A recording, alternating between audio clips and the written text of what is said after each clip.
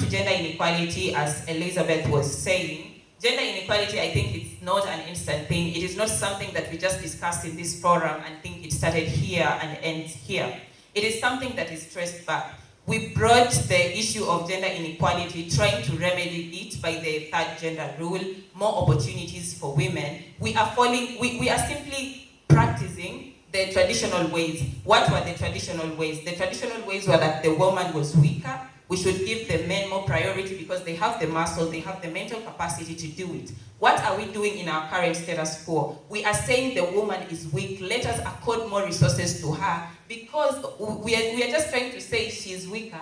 Let us give her more resources so that she can be elevated to the level of the man. We are not necessarily saying that we are equal. Because if we would have been saying we are equal, we'd be saying, let's give them equal resources because they all have equal capabilities. They all have the capacity to self-advance in life. What we are simply saying is that the woman is weaker. Let us give her more so that she can elevate to the level of the man. So what are we still doing? We are just doing what was there traditionally. We are just doing it in a more sympathetic way. We are just doing it in a modern way. So I think in the issue of gender inequality, we need to first decolonize our minds. We need to sit down and see that these people are all human, men and women all the same. Let's accord them equal chances, equal resources, and let them advance. Because even if we say the men have always been getting more, it is not the men in this world. They are the men who are in the generations that are not that have, let me say, most of them are deceased.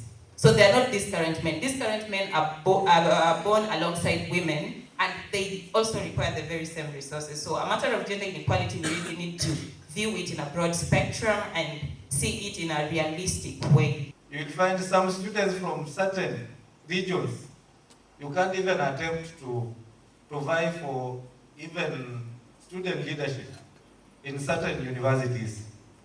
For instance, if you are here at JUST and you are not speaking that language, you will not even be allowed to vie for a class rep. So that is political inequality. Then the last one, racial and ethnic inequality.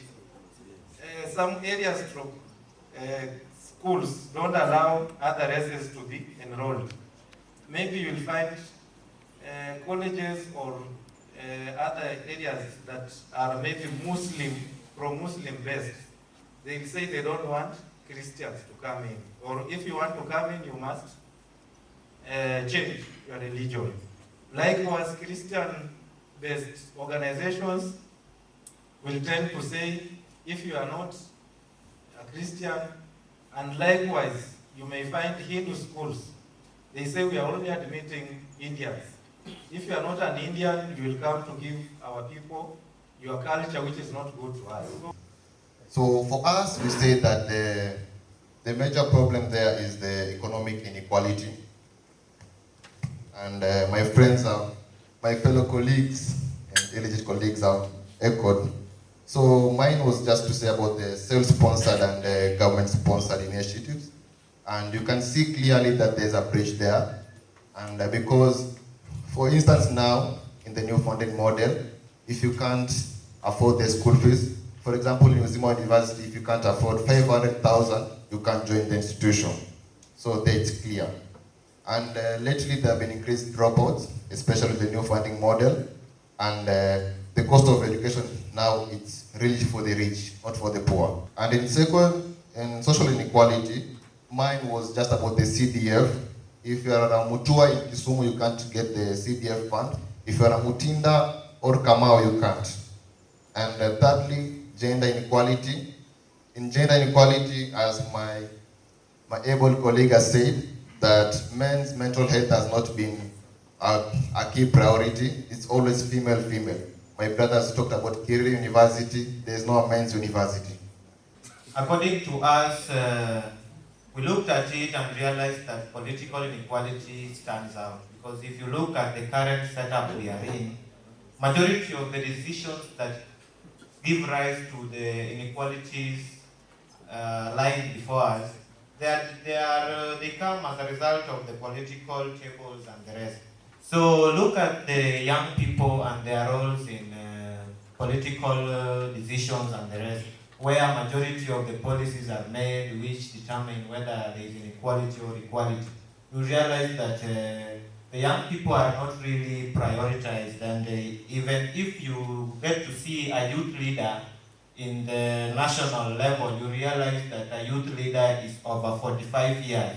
So you wonder which age scale they are using to measure who is the youth and who is the old man.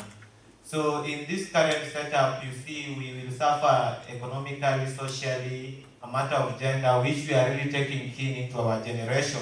They really don't see it important as we do. As Lina said, this is a different generation. The men back there are not the men here. But now we are the ones who can advocate for this. But if a youth leader was born in 1960 in the current generation, there is no way he will fight for what we really need. So according to me, we realize that if the youth are given opportunity in the political space, we can really advocate and align those other inequalities that we have